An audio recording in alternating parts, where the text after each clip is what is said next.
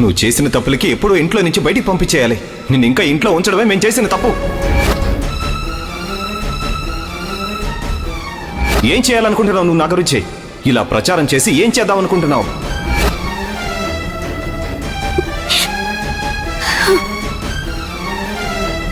నువ్వు చేసే దుర్మార్గాలన్నిటినీ కూడా చూస్తూ నేను భరించాలా? అంత అవసరం నాకు లేదు. ఎట్టి పరిస్థితిలోనూ నీకు విడాకులు ఇచ్చి తీరుతాను.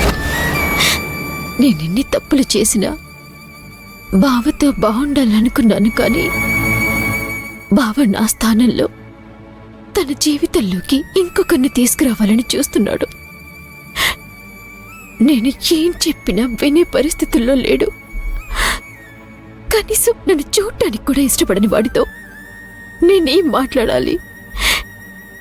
ఎలా సర్ది చెప్పుకోవాలి? అలా అని చూస్తూ ఊరుకుంటే విడాకులు తీసుకొని నేను బావకి దూరం అవ్వటం తప్ప చేయగలిగేది ఏమీ ఉండదు. ఏం చేయాలి? ఎలా బావ మనసుని మార్చాలి?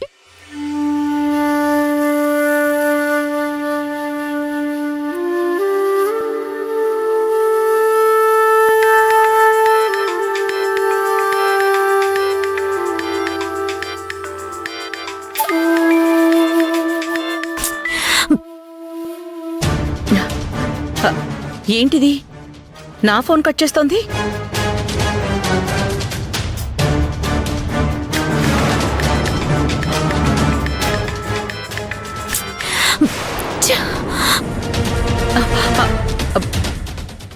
ఏమైంది దీనికి? కావాలని నన్ను అవాయిడ్ చేస్తోందా, లేదా నాతో మాట్లాడే వీల్లేక కట్ చేస్తోందా? అలాంటి అవకాశం లేదే. ఇంట్లో దాన్నెవరూ పట్టించుకునే వాళ్ళుండ్రు. అలాంటప్పుడు నా ఫోన్ కట్ చేయాల్సిన అవసరం ఏముంది?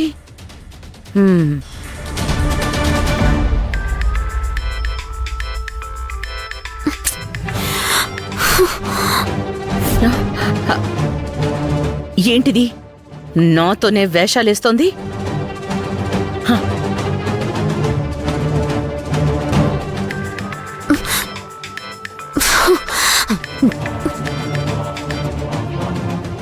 ఏంటి మీ సమస్య?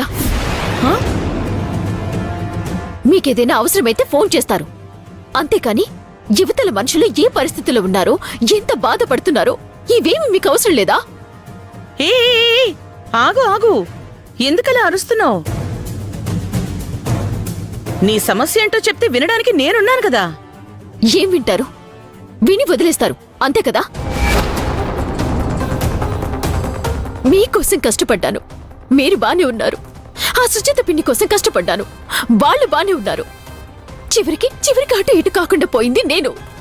నీ అరుపులు చూస్తుంటే నీ మనసు ఎంత బాధపడుతుందో అర్థమవుతోంది.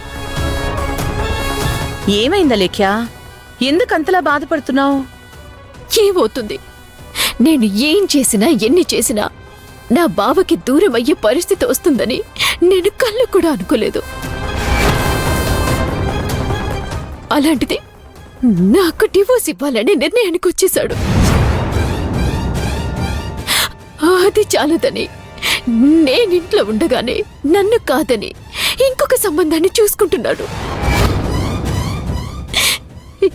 ఇంట్లో వాళ్ళందరూ కలిసి మా బావకి వేరే పెళ్లి చేయాలని చూస్తున్నారు.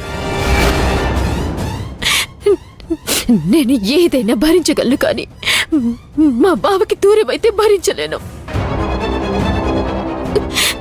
కానీ కళ్ళ ముందు నేను ఇంట్లో నుండి బయటికి వెళ్ళటం తప్ప వేరే దారి కనిపించడం లేదు. నేను మీ అందరికీ సాయం చేశాను, కానీ నాకు సాయం చేసే వాళ్ళు మాత్రం ఎవ్వరూ లేరు. ఎందుకు లేరా లేఖ్య? ఎందుకు లేరు? మేమున్నాం కదా. ఉంటారు. ఎందుకు? మీకు అవసరమైతే కనిపిస్తాను, మీ అవసరాలు తీర్చుకోవటానికి పనికొస్తాను.